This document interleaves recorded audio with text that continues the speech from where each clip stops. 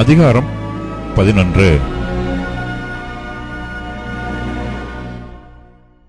நீ உன் தேவனாகிய கர்த்தரிடத்தில் அன்பு கூர்ந்து அவருடைய பிரமாணங்களையும் அவருடைய கட்டளைகளையும் அவருடைய நியாயங்களையும் அவருடைய கற்பனைகளையும் எப்பொழுதும் கைக்கொள்வாயாக.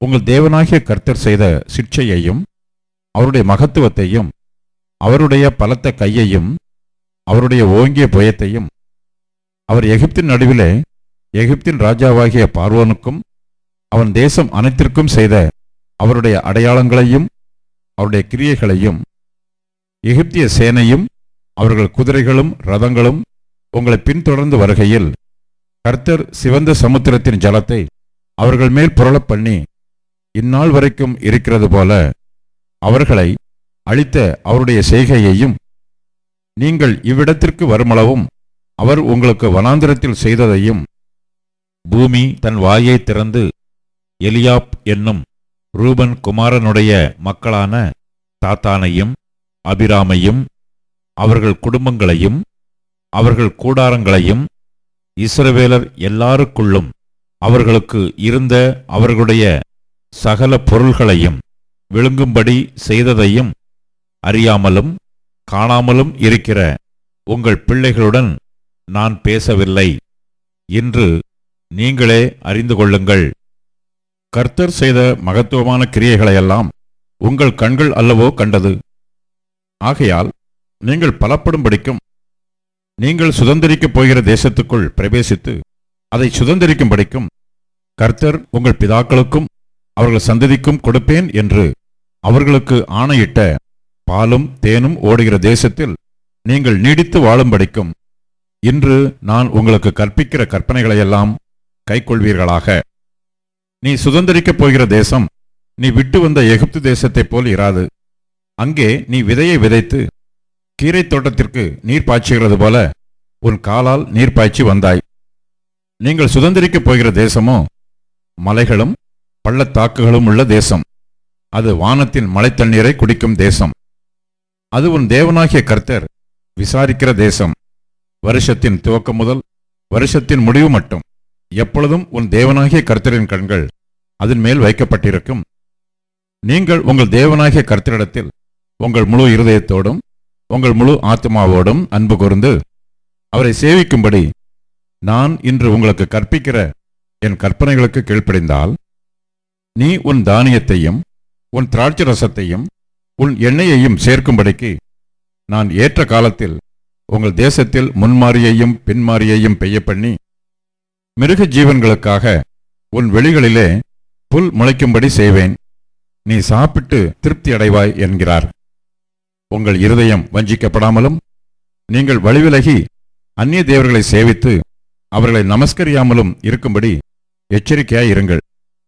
இல்லாவிடில் கர்த்தருடைய கோபம் உங்கள் மேல் மூண்டு மழை பெய்யாமற் போகவும் தேசம் தன் பலனை கொடாமல் இருக்கவும் வானத்தை அடைத்து போடுவார். கர்த்தர் உங்களுக்கு கொடுத்த நல்ல தேசத்திலிருந்து நீங்கள் சீக்கிரத்தில் அழிந்து போவீர்கள். ஆகையால் கர்த்தர் உங்கள் பிதாக்களுக்கு கொடுப்பேன் என்று அவர்களுக்கு ஆணையிட்ட தேசத்தில் உங்கள் நாட்களும் உங்கள் பிள்ளைகளின் நாட்களும் பூமியின் மேல் வானம் இருக்கும் நாட்களைப் போல அநேகமாயிருக்கும்படிக்கு நீங்கள் என் வார்த்தைகளை உங்கள் இருதயத்திலும் உங்கள் ஆத்மாவிலும் பதித்து அவைகளை உங்கள் கையின் மேல் அடையாளமாக கட்டி உங்கள் கண்களின் நடுவே ஞாபகக்குறியாக வைத்து அவைகளை உங்கள் பிள்ளைகளுக்கு உபதேசித்து நீங்கள் வீட்டில் உட்கார்ந்திருக்கிற போதும் வழியிலே நடக்கிற போதும் படுத்துக் கொள்ளுகிற போதும் எழுந்திருக்கிற போதும் அவைகளை குறித்து பேசுவீர்களாக. அவைகளை உங்கள் வீட்டு நிலைகளிலும் உங்கள் வாசல்களிலும் எழுதுவீர்களாக. நீங்கள் உங்கள் தேவனாகிய கர்த்தரிடத்தில் அன்பு கூர்ந்து அவர் வழிகளில் எல்லாம் நடந்து அவரை பற்றி கொண்டிருக்கும்படி நான் உங்களுக்கு செய்ய கற்பிக்கிற இந்த கற்பனைகளையெல்லாம் ஜாக்கிரதையாய் கைக்கொள்வீர்களானால் கர்த்தர் உங்களுக்கு முன்பாக அந்த ஜாதிகளையெல்லாம் துரத்தி விடுவார். உங்களை பார்க்கிலும் ஜனம் பெருத்த பலத்த ஜாதிகளை நீங்கள் துரத்துவீர்கள். உங்கள் உள்ளங்கால் மிதிக்கும் இடமெல்லாம் உங்களுடையதாயிருக்கும். வனாந்தரத்தையும் லீபனோனையும் தொடங்கி ஐபிராத்து நதியையும் தொடங்கி கடைசி சமுத்திரம் வரைக்கும் உங்கள் எல்லையாயிருக்கும். உங்கள் முன் ஒருவரும் எதிர்த்து நிற்பதில்லை. உங்கள் தேவனாகிய கர்த்தர் உங்களுக்கு சொன்னபடி உங்களால் உண்டாகும் பயமும் கெடியும் நீங்கள் மிதிக்கும் பூமியின் மேலெல்லாம் வரப்பண்ணுவார். இதோ, இன்று நான் உங்களுக்கு முன்பாக ஆசீர்வாதத்தையும் சாபத்தையும் வைக்கிறேன். இன்று நான் உங்களுக்கு கற்பிக்கிற உங்கள் தேவனாகிய கர்த்தரின் கற்பனைகளுக்கு கீழ்ப்படிந்தீர்களானால் ஆசீர்வாதமும், எங்கள் தேவனாகிய கர்த்தரின் கற்பனைகளுக்கு கீழ்ப்படியாமல் இன்று நான் உங்களுக்கு விதிக்கிற வழியை விட்டு விலகி நீங்கள் அறியாத வேறே தேவர்களை பின்பற்றுவீர்களானால் சாபமும் வரும். நீ சுதந்திரிக்கப் போகிற தேசத்தில் உன் தேவனாகிய கர்த்தர் உன்னை பிரவேசிக்க பண்ணும்போது கெரிசி மலையின் மேல் ஆசீர்வாதத்தையும் ஏபால் மலையின் மேல் சாபத்தையும் கூறக்கடவாய். அவைகள் யோர்தானுக்கு அப்புறத்திலே சூரியன் அஸ்தமிக்கிற மேற்கு வழியாய் கானானியர் குடியிருக்கிற நாட்டு வழியிலே கில்காலுக்கு எதிரான மோரே என்னும் சமபூமியின் அருகே அல்லவோ இருக்கிறது.